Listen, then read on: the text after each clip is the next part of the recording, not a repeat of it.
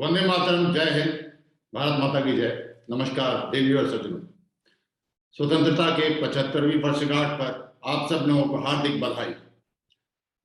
आज चारों तरफ बात हो रही है कि 75 वर्ष पूर्व हमें आजादी मिली थी, स्वतंत्रता मिली थी और जश्न मनाने का अवसर है और जश्न आजादी है और बिल्कुल उचित है सही। लेकिन एक अगर हम सोच रहे हैं कि ये 75 वर्ष पूर्व हमें स्वतंत्रता मिली थी, एक बहुत बड़ा इंपॉर्टेंट महत्वपूर्ण दिन था, वो वास्तविक ये था भी, ये सही भी है, लेकिन दैट वाज द इंडिपेंडेंस का the beginning and the end of thing. If you think like that then you are sadly mistaken. Why I am telling you is that स्वतंत्रता की कोई, जब हम पराधीन हुए थे तो ऐसा कोई एक डेट नहीं था कि इस डेट को हम पराधीन हो गए और इस डेट को हम पराधीन हो गए, इस फलानी डेट को हम स्वतंत्र हो गए। अगर हम सोचते हैं कि इन दो ब्रैकेट्स के बीच में पूरी की पूरी संघर्ष है तो हम गलत सोच रहे हैं। बिकॉज धीरे धीरे हम पराधीन हुए थे, क्षण धीरे धीरे हमारे चरित्र में जैसे जैसे कमजोरियां आती चली गई, शत्रु जो है उसको एक्सप्लॉइट करता चला गया और एक एक करके हम पराधीन होते चले गए। क्योंकि वो स्वतंत्रता का मतलब समझेंगे, it is not about political slavery, someone came and ruled us, गद्दी पे कोई बैठ गया। वैचारिक स्वतंत्रता जो है और हमारी राजनीतिक स्वतंत्रता तो है ही है, आध्यात्मिक स्वतंत्रता है, सांस्कृतिक स्वतंत्रता है, ये सारी की सारी चीजें हैं। बहुत सारी आर्थिक स्वतंत्रता है, काम करने की स्वतंत्रता है, श्रम करने की स्वतंत्रता है, अपनी आस्था का अनुसरण करने की स्वतंत्रता है। बहुत सारे आयाम होते हैं स्वतंत्रता के और धीरे धीरे इसमें से हमारी त्रुटि आती गई और एक एक चलता चला गया। तो ऐसा नहीं था कि 15 अगस्त 1947 को एक बहुत बड़ा इंपॉर्टेंट माइलस्टोन था। It is something like, you know, the body is stuck with a chronic disease. काफी 100 सालों तक हमारे देश को एक बीमारी लगी थी, बहुत ही क्रॉनिक, और 15 अगस्त को हम अचानक उससे, वो बीमारी से हमें डिक्लेयर किया गया कि अब आप फ्री हैं। जैसा होता है ना, डॉक्टर बोलता है now you are cancer free. लेकिन उसके बावजूद भी जब अस्पताल से मरीज निकलता है तो कमजोर तो रहता ही है, समय लगता है पूरा स्वस्थ होने में उसको। वो अगर निरंतर नहीं प्रयास करेगा तो फिर वो स्वतंत्र जो हुआ है, जो बीमारी से निकला है, पॉसिबल है कि वापस he can slip back into that disease, in the sickness. And even when he gains complete health, अगर पूरी तरह से स्वतंत्र हो भी जाएगा तो जो बीमारी है, जो रोग हैं, जो बैक्टीरिया हैं, जो वायरसेस हैं, अन्य प्रकार के जो दोष हैं शरीर के ऊपर जो आक्रमण करते हैं, वो तो निरंतर जारी रहते हैं। तो वो स्वस्थ रहने की प्रक्रिया वो एक दिन नहीं है कि जिस दिन आपको डिक्लेयर कर दिया गया कि आज के दिन आप इस बीमारी से मुक्त हो गए। ये रोज रोज की है, हमें बेसिक गुड हैबिट्स फॉलो करने पड़ेंगे। एग्जैक्टली उसी तरीके से हमारे देश की भी है। तो लड़ाई जो है स्वास्थ्य की, जैसे बोलते हैं, खत्म नहीं होती है, उसी तरीके से ये देश की स्वतंत्रता की, राष्ट्र की स्वतंत्रता का संघर्ष वो कभी खत्म नहीं होगा, वो सदैव जारी रहेगा। क्योंकि बैक्टीरिया एंड वायरसेस जो हैं दुनिया के बाहर से, वो हमारी स्वतंत्रता को खाने का, नोचने का, पंगु करने का, गिराने का, पीड़ित करने का, कमजोर करने का निरंतर प्रयास करेंगे। देश के अंदर भी है और बाहर भी है, और वो आपका हमारा कर्तव्य है। It's an ongoing process, it will always continue. It is not a cricket match or a football match, सीटी बजी and we celebrate, जीत गए। No, it's a game which keeps going on and on and on and on. Yes, on 15th August we scored a major goal, and हर गोल के बाद जैसे खेल में celebrate करते हैं, वो सेलिब्रेशन जरूरी है। उस दिन बहुत बड़ा चैंपियनशिप जीता था, हर साल हमें उसे सेलिब्रेट करना चाहिए। लेकिन खेल, the game, ladies and gentlemen, is still on because the enemy is still trying to score against us. And it is not only on borders, it is there everywhere around us. So please be aware. And the most vulnerable section that they are targeting, मैं आप लोगों को आगाह कर रहा हूं, चेतावनी दे रहा हूं, the most vulnerable section that they are targeting, they feel so. आप इसे चुनौती के रूप में ले सकते हैं। They feel it is the youth. वो ये सोचते हैं कि जो युवा है उसको टारगेट करना आसान है, उसको भ्रमित करना आसान है, उसको गुमराह करना आसान है, और इसीलिए आपके ऊपर निरंतर अटैक होते हैं विचारधाराओं के, मान्यताओं के, और बहुत सारी चीजें पढ़ाई जाती हैं, बहुत सारी चीजें आप लोगों को एक नैरेटिव दिया जाता है।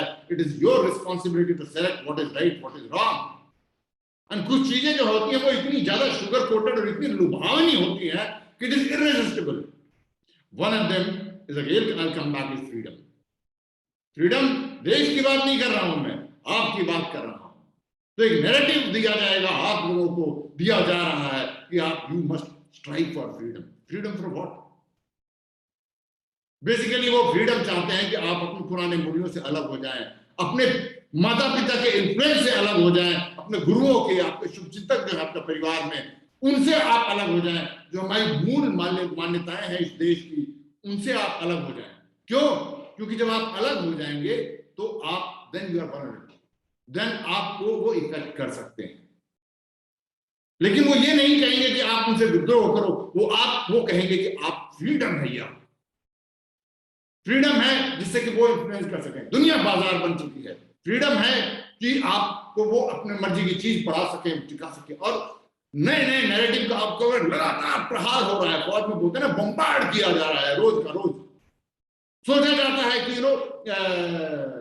बाजार है, चूंकि अखबार रोज बिकना है, किताब रोज बिकनी है, every book has to be sold, everybody wants to be a bestseller, every movie has to be a super hit, every television program has to be super hit, every serial has to be super hit, every magazine has to have become a success, and everybody wants to be a hit. Everybody wants a lot of likes. Social media पे everybody wants lot of likes. तो वो ऐसी बात कहेंगे कि जो आपको पसंद आ जाए, वो चाहे सही हो चाहे गलत हो, लाइक्स हो जाए, then he is successful, he is made money, and in the bargain आपको ये विवेचना करना है। I am not telling whatever everything anybody is telling is wrong, no, but ये आपको सोचना है कि शुगर कोटेड तो नहीं है कहीं में। क्योंकि जब आप स्वास्थ्य की बात कर रहे हैं तो कोई कहे कि यार कोई फर्क नहीं पड़ता, you can eat fast food, you can sleep as much as you want, you may exercise, you may not exercise, freedom is your right, you may do what you want, it is your choice, your desire, do what you want. It is for us to think what is right and what is wrong. Just like in the health sector, there are new things which come and you analyze, yes, this particular system of exercise is good, this particular diet is good, this particular habit that someone is telling is good or bad, ये आपको निर्णय करना है। उसी प्रकार राष्ट्र के हित के लिए, राष्ट्र के स्वास्थ्य के लिए, आपके जीवन के लिए क्या उचित है, क्या अनुचित है, ये निर्णय आपको करना बहुत जरूरी है। और वो हर क्षेत्र में घुसना चाह रहे हैं। सो प्लीज, एंड आप उसको सेलिब्रेट कीजिए, हमें हर साल सेलिब्रेट करना है, but as I told you, the game is not over ladies and gentleman, ये सदैव चलता रहेगा। और अभी जो है ये बहुत ही ज्यादा तीव्र होगा। क्यों? क्योंकि भारत जो है वो इस दुनिया के टॉप पर पहुंचने के थ्रेशोल्ड में है। और जब आप किसी भी विज्ञान में आप देखेंगे प्रिंसिपल है कि जब थ्रेशोल्ड तोड़ने लगते हैं तो ज्यादा अपोजिशन आता है, वो तोड़ना थोड़ा मुश्किल होता है। तो इस थ्रेशोल्ड में बहुत ज्यादा आक्रमण हो रहा है कि आगे ना निकल जाए, क्योंकि दौड़ में एक सीमा से अगर आगे निकल गया तो फिर तो पकड़ में ही नहीं आएगा ना। तो ये समय है कि जब लग रहा है कि भारत थोड़ा सा आगे निकलने वाला है, और थोड़ा आगे निकलने वाला है तो इसको पीछे से पकड़ लो, लंगड़ी मार दो, कुछ कर दो, क्योंकि एक गैप आ गया उसके बाद तो हमारे काबू में ही नहीं है। Then they will go unobstructed and they will be undisputed best ever nation in this world. And we were the best ever nation in the world. Just about 1700 years back तक इस दुनिया के पूरे इतिहास में we were the most advanced country in this world in terms of everything. आजकल जो है वो only economy और military के term में बोलते हैं, but the definition of well-being and progress what our ancestors gave us slightly more dynamic, was complete. It was about अध्यात्म के क्षेत्र में, संस्कृति के क्षेत्र में, ज्ञान के क्षेत्र में, शिक्षा के क्षेत्र में, कला के क्षेत्र में, अर्थव्यवस्था तो है ही है, लॉ एंड ऑर्डर, एवरीथिंग। 1700 बैच तक भी इंटायर वर्ल्ड का जीडीपी का ऑलमोस्ट 30 to 35% हमारा होता था। To put it in the correct context, America today has only 20% of the world GDP. So imagine हम कितने आगे थे और बाकी लोग हमसे कितने पीछे। तो वो स्थिति पर हम फिर आएंगे। दुनिया में जब भी, दुनिया के पिछले मैं बात करूंगा 100-150 साल में, जब भी कोई देश आगे लग रहा था कि वो आगे ऊपर आने वाला है, it is about to break the threshold, तो वहां के लोग सपना देखना शुरू कर देते हैं कि हम जो है विश्व शक्ति बनेंगे। भारत जो है वो भिन्न है, भारत भिन्न है। भारत और आपकी आंखों में सिर्फ विश्व शक्ति बनने का सपना नहीं, आपकी आंखों में, इस देश की आंखों में विश्व गुरु बनने का सपना होना चाहिए, क्योंकि ये सामर्थ्य सिर्फ भारत में और कहीं है ही नहीं। ये सामर्थ्य सिर्फ भारत में है। और इसके लिए you cannot avoid one principle, is that you cannot avoid going through the hard grind of life. There's no other option. और हमारे पूर्वज ये बात जानते थे, going through the hard grind of life, you have to get rooted. ये ब्रह्मांड का नियम है, it is the law of nature. When a tree has to grow, जब पेड़ बड़ा होता है तो आप देखेंगे कि वन में जाकर कहीं पर भी पेड़ कितना जो बलिष्ठ पेड़ होता है, ऊंचा पेड़ होता है, विशाल पेड़ होता है, उसकी जड़ भी उतनी ही नीची होती है, जड़ भी उतनी ही बलिष्ठ होती है। ऐसा संभव ही नहीं है प्रकृति में पेड़ बहुत ऊंचा है, विशाल है और जड़ जो है वो 2-4 मिलीमीटर की है, यह है ही नहीं, ऐसा संभव नहीं है। कहने को आप एक भवन बना सकते हैं, उठा के बहुत बड़ा विशाल भवन बना के रख सकते हैं आप बिना किसी नींव के, लेकिन पहला आंधी तूफान आएगा, हल्का सा भूकंप आएगा तो गिरा जाएगा, और तब तक हम भ्रम में रहेंगे कि देखिए हमने कितना बड़ा विशाल ये स्ट्रक्चर खड़ा कर दिया है। So don't be under that illusion, you know, ऊपर से वो सब स्ट्रक्चर दिखेगा पर टिकेगा तभी जब तक वो जमीन में जुड़ा होगा, उसकी नींव मजबूत होगी। और इस देश की नींव है, उसको खोदने का लोग प्रयास कर रहे हैं, उसको घुन लगाने का प्रयास कर रहे हैं। आपने उसे बचाना है, आपने उसे बचाना है, उसे मजबूत करना है, उसे पुष्ट करना है, ये आपका काम है। और सपनों की बात कर रहा हूं मैं एक बार फिर, आजकल युवाओं को मैंने कहा ना, बताया जाता बहुत सारा नैरेटिव, सपने देखिए, please go and dream what you want, but again मैं एक बार यहां पर फिर से चेतावनी देना चाहूंगा, सपनों का भी एक धर्म होता है, सपनों की भी एक मर्यादा होती है। आप सपना जो आपके मन में आए, please go and get it, you know, check करवा लीजिए उसको, चेक करवा लीजिए, get it tested whether it is on the right lines of dharma and maryada or not, because ये सही है कि इस दुनिया में जो कुछ भी अच्छा हुआ है, जो भी विकास हुआ है, जितनी अच्छाई चीजें हुई है, जो ज्ञान का विकास का भारत ही नहीं पूरी दुनिया में हुआ है, वो इसीलिए हुआ है, जो भी आविष्कार हुआ है विज्ञान का, जो भी अच्छी चीजें हुई है, मनोरम चीजें हुई है, वो तभी हुई है जब किसी ने सपना देखा और उस सपने पर चलकर उसको संघर्ष करके पूरा किया। लेकिन देवी और सज्जनों और प्यारे बच्चों और युवाओं, इस दुनिया में जितनी गलत चीजें भी हुई है वो भी किसी के सपने का परिणाम।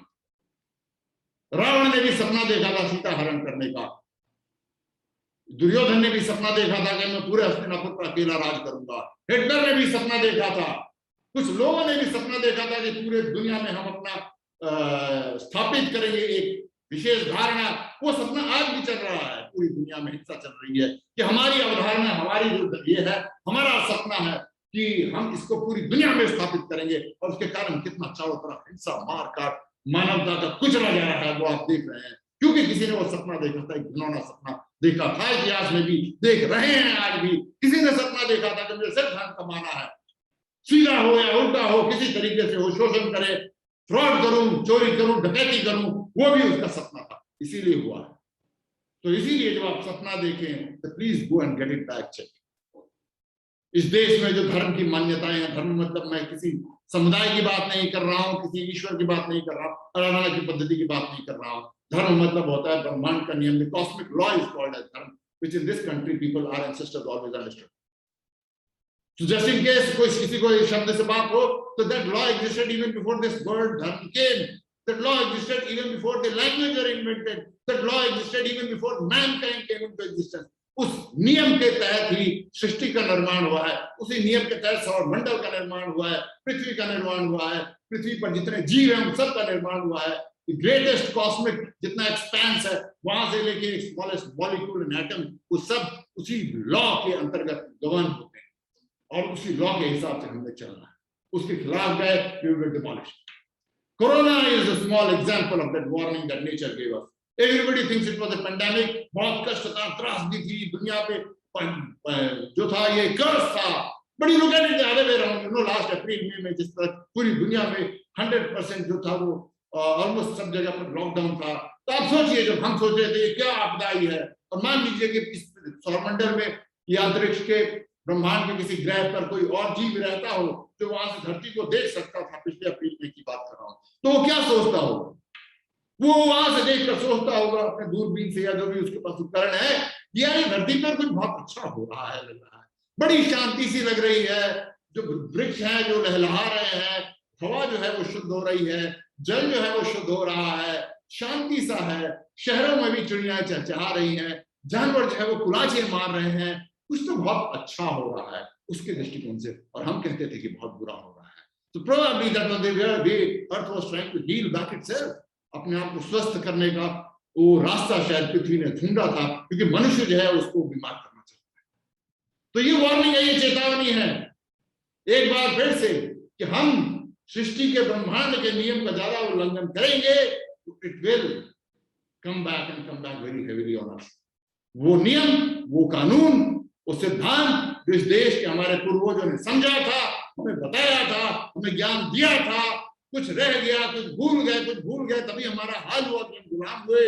हमें उस ज्ञान को पुनर्जीवित करना है, उन सिद्धांतों को वापस अपनाना है, और तकनीक जो है वो आधुनिक जो भी है वो देनी है, लेकिन मूलतः बेसिक रूप से हमें अपनाना है और भारत को पुनः गौरवशाली बनाना है, दुनिया का विश्व गुरु बनाना है जो 1700 साल पहले तक था।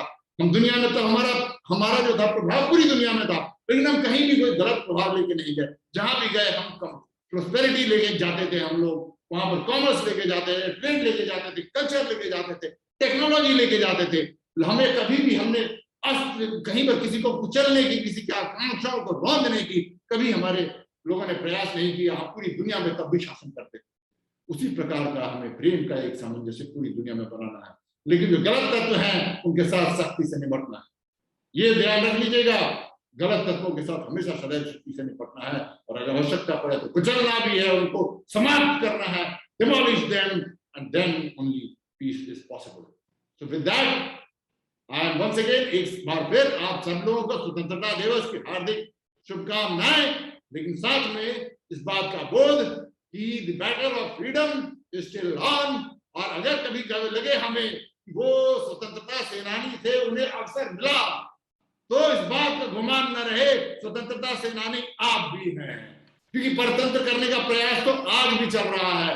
हमारे विचारों को, हमारी सोच को, हमारी संस्कृति को, हमारी जो मूल्य हैं उनको पंगु करने का प्रयास आज भी चल रहा है। So you all everyone, each and every one of us who are today and all those people who come in future are the freedom fighters as well. You can live with that pride, and when the time comes, die with the pride of being the freedom fighter of the moral values, of the character of this nation, of humanity, and whatever is right, and whatever is virtuous, and whatever is India, which is Bharat Mata ki Jai, Jai Ma Bharati, Vande Mataram, Namaskar.